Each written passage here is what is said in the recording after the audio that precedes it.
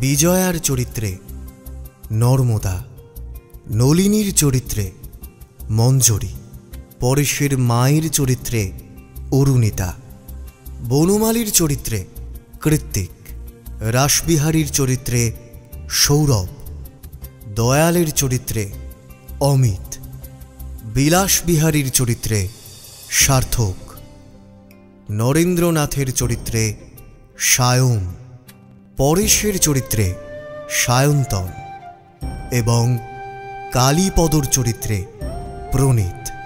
আমাদের বিশেষ কৃতজ্ঞতা অয়ন্তিকার প্রতি।